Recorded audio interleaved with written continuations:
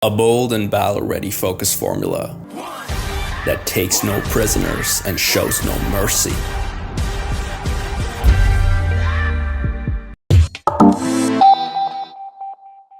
We're looking at kind of the evolution of training. You know, what worked when we started versus what works now. I guess trying to build the most effective amount of muscle that we can still. I got to ask, one thing I'm really curious about is what's changed, say, as far as your overall rep range? Because personally, you know, the more people I talk to, I can tell you in my own life too, here's what I learned. I found that when I first started training, I didn't have the ability to bring the intensity that I was able to bring after I had more experience. And so the only way I could kind of push further was to do, you know, more sets. And I would, you know, before you know it, my workouts are getting longer and longer and longer. You know, a lot of guys, they look at like, well, what do I need to do to grow my biceps? The first thought is, well, I'll train my biceps twice a week, or, you know, you can only increase so long. You can't train biceps like 5 times a week. So that's not going to be the long-term answer.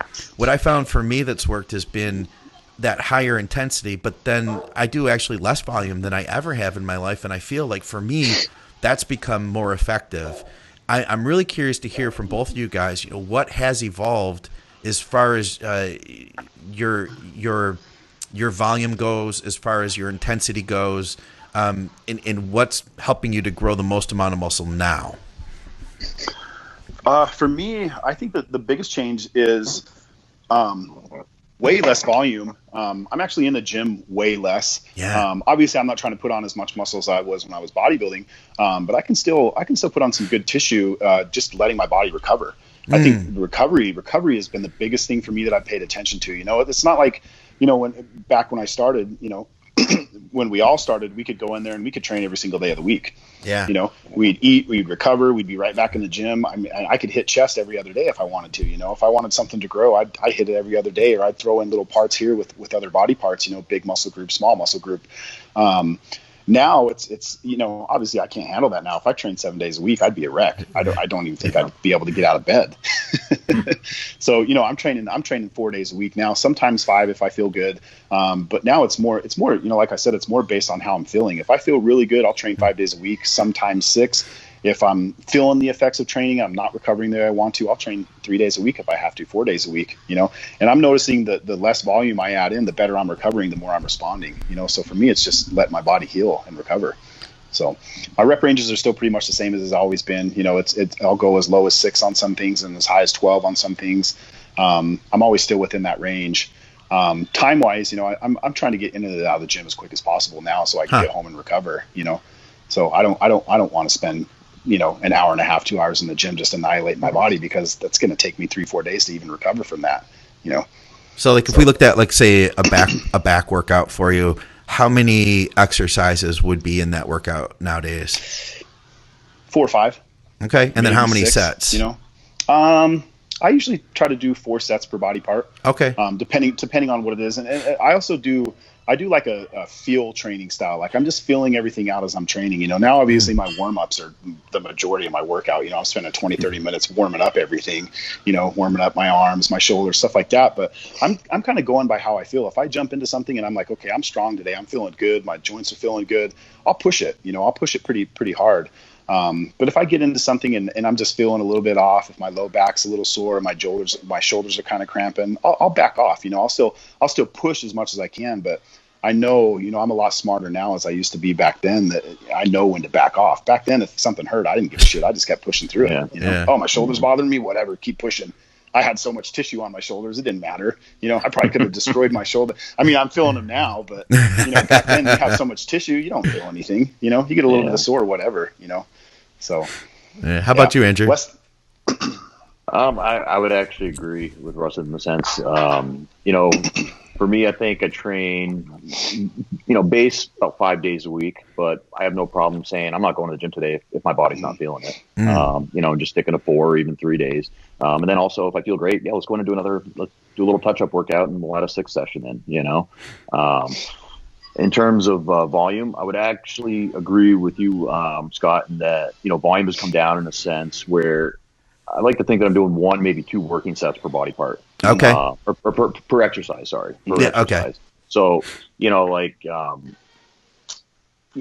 we put a lot of like terminology, like, are you doing, 4 sets per exercise, or are you really doing 2 working sets but you're doing 4 sets and the first 2 are warm-up sets, Yeah, I should have clarified with that. Yeah. That's more what I meant is like my 4 sets. I have a couple of warm-ups and then I'm going into like 2 or 3 heavy working sets. Gotcha. Yeah, exactly. Like no, I don't think any of us are going in there doing 4 sets of 10 with the exact same weight. Right. Like you might be sticking with that rep range, but one set. Yeah. Your first 2 sets are like, feel sets, or, getting some blood, getting a connection with your brain to the muscle. And then, I like to do like a heavy set somewhere in the 6 to 10 rep range, as my first working set. And then I'll do a back off set typically, somewhere in the 10 to 15 rep range on most exercises. Sometimes though, we might just pull out that second set if we felt like we fried ourselves on the first one. Yeah. And, but keep in mind, Scott, I told you, my training partners are like 22 and 24 years old. So yeah, that's these guys are like, I'm training with a 22-year-old kid who's double my size. I'm like, fuck, I can't hang with this kid. Yeah. I mean, I think it's good for us because it keeps us pushing. Oh yeah. But and I think all of us are probably smart enough and confident enough to be like, no, like I'm done today, or I'm done on that exercise. I got what I needed out of it. Yeah. But we're definitely going to put you through another one. Yeah. Yeah. Oh yeah.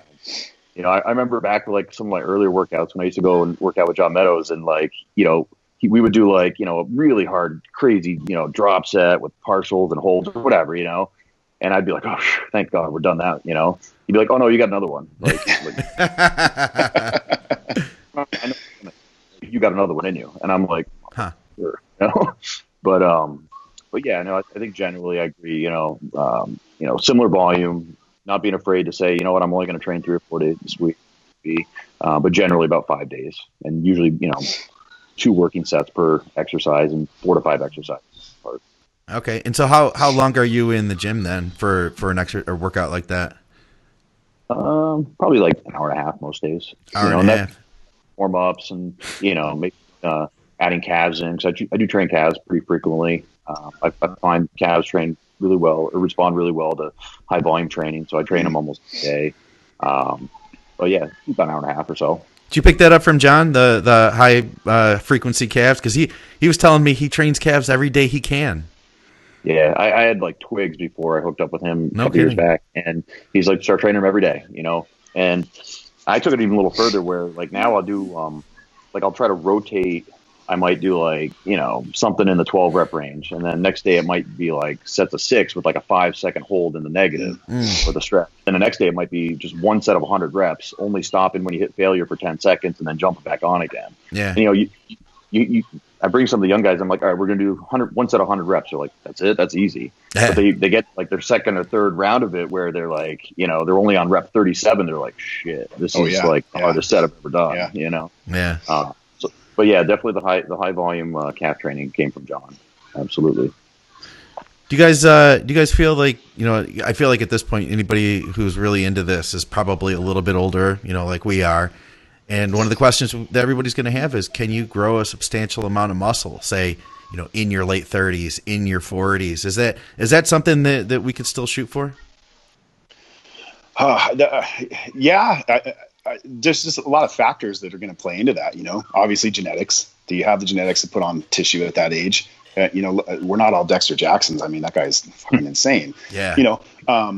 Work ethic, your food, your digestion. There's so many factors that play into that. Again, that's a pretty broad, there's going to be a lot of individual based. Can it happen? Absolutely. Okay. Are people going to have the mindset and the work ethic and the knowledge to make that happen?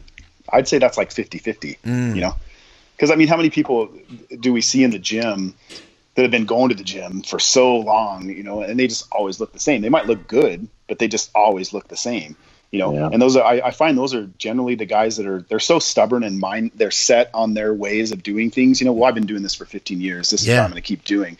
Well, man, if you change just this little bit of thing, you might make leaps and bounds in your physiques that you didn't even know you were capable of, but they get so stuck in those ways. So I think that's I would say like a 50% genetic thing and a 50% mentality thing, I like that. Yeah. I'm going to agree and disagree on that one. Yeah. Agreeing in the sense that, like, Absolutely, but based off of, let's say, training age. So like, let's say a guy, comes into the gym at, 30 years of age after not really doing much his whole life in terms of training. Yeah, he's going to make leaps and bounds. Improvement crazy. Okay. I think someone like myself who, like, I started picking up weights when I was 12, I'm not going to have massive growth at 36, 37, like I'm piecing it together, but I'm not expecting a 20-pound surge in stage weight anytime soon, So that's kind of where, I'm agreeing and disagreeing in a sense, but I do agree also, like Russ said, with like the mindset, as you get older, things change in a sense. Your priorities change. When you're a kid, all you want to be big. Well, when you're older, you're a businessman, you're making money, you're thinking, well, shit, I got to get home and I got, 20 more emails I got to answer before I can go to bed tonight. Or, I wanted to read up this article on SIBO that I found earlier or something, so the priorities do change a little bit. And in a sense, I think as you get older. Okay. Yeah, agreed. Okay. Then I've got a good one then, I think, here. So how do you implement these changes? Let's take that guy. He's been in the gym, like you said, Russ. We all know someone. We may have even been that guy. We basically what it comes down to is if we love what we do in bodybuilding, there's a good chance that we're really good at regimen. We're really good at consistency, and it can be to our benefit. It could be to our detriment too. If you're that guy who's been in the gym doing that same thing for 15 years and you're not making the progress you want, man, it can be hard. It took me a long time, for instance. I was doing the 5-day-a-week split, one body part a day, and then going to more of a push-pull legs type thing and going to, the higher frequency with the lower volume. All that took me like, I would say all in all 2 years to like totally transition and be like, okay, that's who I am now. This is what I do as a bodybuilder. It took me a long time. How can somebody who's watching this right now start to make that transition, whatever it might be, from what they've been doing for 15 years that has kept them where they are to what could get them some progress? How can you start to employ change, I guess, is what it comes down to. And I know it's a weird, abstract question, but I feel like that's the thing that's holding a lot of people back, is not understanding how to tackle that. Go ahead. No, you go. So I think, is this person already like an experienced bodybuilder? Yeah, let's take someone who's, they're educated enough to say, watch this podcast. They've been watching all the shows. They understand all the supplementation, the diet, but they haven't been growing. And the chances are that they're like what Russ said. They're the guy that's just stuck. They've been doing that same thing because that's what they're used to doing. I would say the first thing to do is to reach out to someone who's experienced. So like in my mind, like a Scott Stevenson, a John Meadows, or Shelby Stark, one of these guys that's older, maybe doesn't have the premier genetics, but despite that, they overcame and built a super high level physique and a wealth of knowledge that is probably, I can't think of 3 guys that probably have more knowledge about the body, bodybuilding, compounds, foods, everything that's related to our sport, and have a discussion with them, or or hire them, or hire one of us, a coach who's been in the game for a long time, who's seen a lot of stuff, and hopefully that coach can find maybe one thing that might be something that they can change. Let's say the person says, well, I eat all my meals on time. I never miss training, never miss cardio. But you find out they've only been sleeping 6 hours a night because they're one. Okay, so to me, that's a big red flag. Let's bump your sleep up to 7.5 hours and let's see what happens for you.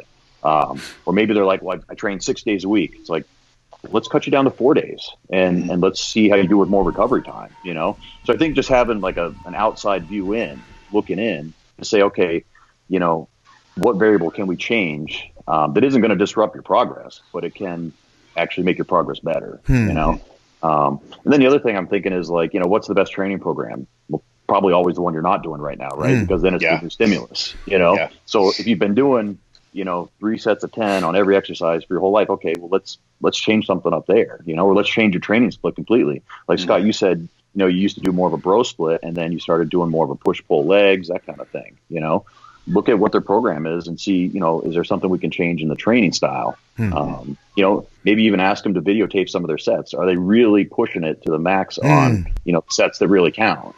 All the people send me videos all the time of like their top heavy sets, whether it's a hack squat or whatever, Usually I find like the leg training sets are pretty good indicators of how hard they're working on everything else, because that just shows you right there, like if they're grinding, veins are popping out of their head, then, they're working, So, just maybe even it's execution of exercises. That's another good reason to get videos. I have people send me videos all the time, and we look over them and we correct them. And it's like, you're going too fast on the negative on your squats. That's why your legs haven't 2 years. Let's do 3 second negatives, and we're obviously going to have to cut your weight by about 100 pounds. But your goal now is to get back to your previous high max weight using this 3 second negative now. So there's a whole bunch of things that threw in there, but I think it's just looking at variables and what something you can change that isn't going to necessarily hurt them at all, but can only offer benefit. Yeah, that makes sense. Yeah. And I think what you're saying too, it's like, be open-minded. Yeah. Because I think that's outside the box. Yeah. What are your thoughts here, Russ? I agree with that 100%. Again, like getting people to think outside the box, like you have someone that's been trained in this certain way or eating these certain foods for so long.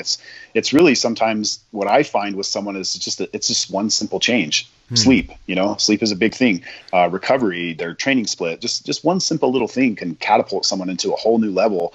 And what I find most times is when I make those little changes, they end up coming back to me a couple weeks later and like, man, this is crazy. I can't believe what a big difference this is. And it's like, well, all you did was add an hour of sleep to your day. Look how simple that was for you to think outside the box and look at how big of results you got from that. A lot of other things, I think hormonal, especially for the older guys is they've been running the same compounds for such a long time. They don't realize they should probably change that up, get some lab work done, find out if there's any other indicators in there that are causing inflammation, or digestion's another big thing. There's so many little factors you could change for someone to get them to make leaps and bounds in their progress. The training thing I think is a huge one, because with my clients, when I know everything else is on track, they're hitting their meals, they're hitting their training, they're hitting their cardio, everything's on spot, their blood work is good. That's the first thing I'll look at is their training. I'll say, okay, well, let's get some videos in, or let's have you come in and get a session in with me, and let's see how hard you're really training. And I find most times people are not training hard enough. Of course they're going into the gym and they're annihilating themselves and they're sweating and they're like, oh yeah, it was such a good workout. But was it really? I mean, when you really want to add muscle tissue, we all know how hard you have to take your training and where you really need to go. You got to go to that level, especially when you're really trying to add some serious tissue. It's a whole different level in the gym. And that's the biggest thing I think I find with people is they're just simply not training hard enough, or their execution isn't correct. They're not hitting the right movements. Their exercise selection is off, things like that. So, yeah. Piggybacking off that also, because we both train with like younger people, I find that like my younger guys that I train with are constantly checking their phones, like in between sets. They're scrolling Instagram, they're getting back to people. I have a rule for myself. Like I don't pull my phone out unless I'm listening to headphones to change a song, know? But usually the phone stays in the bag and we're training, and either we're having like a conversation between sets, and which I think is also pretty cool and important too. Or I'm basically like swatting the phone out of their hands, basically. Easy fix for that is tell them to get a logbook. Leave their phone in their gym bag, get a logbook. Because, a lot of people, my clients will tell, well, I'm logging everything on my phone. Well, if you're getting on your phone to log something, then you're going to see a notification. Then you're going to go check that notification. Then all of a sudden you're swiping on Instagram and your partner's already done their set and you're not even mentally ready for your set. And then you jump in your set, So get a logbook, get a logbook and start logging your training through that. I think that's another big thing too with people is if they would start logging their training, and start beating numbers. That gives you a goal each week. You start beating numbers, you start, progressing. All of a sudden they're like, oh man, I'm up 50 pounds in my bench. And why? Because you got a logbook, because you weren't paying attention to last week, really what you were hitting. You just kind of knew what you were hitting. And okay, this week I want to hit that same thing. Just changing that mindset of having a logbook and numbers to beat can be a huge thing for somebody in their training, to make leaps and bounds of progress. So. On that point, actually, like kind of piggybacking off like the logbook and just like, periodizing and progressive overload. Like at least what I do for myself is I kind of do things in 3-week waves or maybe even 4 or 5 week waves. I'm never going to reach my max squat ever again, but if I go to like say a squat exercise and let's say I'm doing 400 pounds and I get the 10 reps to failure. Okay. my goal next week is on that same exercise to get either 11 reps or, 410 or 420 pounds, right? So I find like, I think especially guys in our age group, we can make those small improvements for 3 to 4 weeks before that exercise kind of goes stale on us. Yeah. So I'll keep an exercise like that in for 2 weeks, or I'll keep that exercise in. And then, when I can't improve on it 2 times in a row, that's when I'll pull it out. Typically. And I kind of do that in waves. And the waves might, like a leg wave might be going and it might kind of overlap, like a back wave or whatever, because certain exercises you're obviously going to be able to improve on a lot more than other exercises, like I might find like a hammer row I can improve on for 10 weeks, using this mindset, but like, a hack squat, maybe I can only improve for 4 weeks. So it's not like each month I change my program. It's more like I have like a back workout that I'm using for maybe 3 to 5 weeks and a leg workout that I might be using for X amount of weeks as I try to improve on it. And it might even work like, a lot of times I'll work intensity techniques in, like instead of just doing like straight sets, it'll be like I'll use like a muscle round or cluster sets or something like that.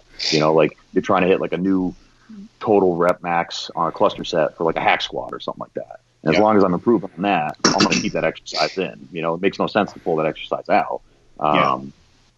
I think that using small goals like that, using, the logbook in that method and that methodology, I think makes a lot of sense, especially for us older guys.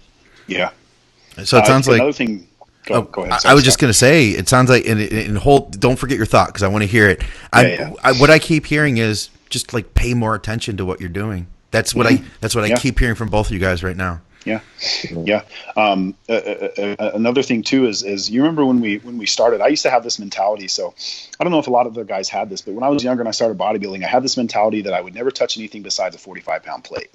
So I would get on bench or squat and I'd put a 45 on to warm up. There was no such thing as 25s. Fuck those little weights, the little 10s, little 5s. And I'd throw, okay, well, I did a warm up with 2 plates. Now I'm going 3 plates, then I'm going 4 plates. It was never like, oh no, that 400 pounds felt heavy, so I'm going to put on a 10 on each side and see what I can get there. It was never that mentality. It was like, if I was going 400, I'm going 500 next. That was my mentality. And I think that was a good mentality when I started, obviously, because I was young, my body could handle that. I think now, especially with older guys, what I find myself doing now is like, well, there's no way I'm going to put another 45 on there. I'm not going to get that. That's going to fucking crush me. So I'll throw a 10 on there. I'll throw a 5 on there. Those little weights that we used to not pay attention to actually can be a huge factor now. You just have to let that ego thing go. Like, oh, my buddies are going to see me throw these little 5s on there. I don't give a shit. If I throw 5s on there and I get 12 reps, I'm happy. And my joints don't hate me. So I was really young, really lucky when I was younger. I worked with Dante as one of my first coaches. Oh yeah. His whole thing was preaches like that. Yeah. The 2.5 pound plates are your best friends because you can always do 5 more pounds on an exercise week to week. So, don't be afraid of those 2.5s, those 5s. You're not going to make 10 pound or 15, 20 pound jumps every week, but you can make a 5 pound jump. Yeah. And that one really kind of hit home for me. For sure. Yeah, that's who I picked that up from. That really resonated with me. I was listening to him talk one time, and he was talking about let your ego go. Put those little weights on there, and it was a while back, but I started really incorporating that with my clients when I was training them. Hey, let's not push this heavy weight. Let's put a couple 2.5 pounds on there. Let's put 5 pounds on there, especially with females. Females are a big thing. They can add those little tiny weights and make dramatic improvements from that. So yeah. But 5 weeks later, they're doing the same reps they were with a 25 pound heavier weight. Yeah. Well, listen, I appreciate both of your guys' time and all of your insight. This has been really cool. I feel like we covered a lot too. That a lot of training aspects that people can approach, and I think that the key thing, if I try to sum it up, I keep coming back to that, is that it really is about paying more attention. Be mindful first. It sounds like, be aware of what you are doing. Look at what could be changed. In the end, I think that's what it is. Absolutely, I agree. And I think if you don't have the knowledge base, find someone who does. Yeah. Train with someone who does. Hire a coach. Pick up someone who's got that knowledge base to kind of help you get out of that mindset, that one track mindset. Got to be open-minded. There's more than enough good coaches in the industry now. I think, we're seeing the good ones separate themselves in terms of their knowledge base. Yeah, absolutely. All right. Well, let's get out of here, guys. I appreciate both your time for another episode of Advices Radio and Think Big Bodybuilding Media. I'm here with Andrew Barry and Ifbb Pro Russ Allen. Gentlemen, I appreciate your time. Yeah, thanks, man. Thanks for having me on. Good to see you guys. Thanks for having me. Yeah, good to see you.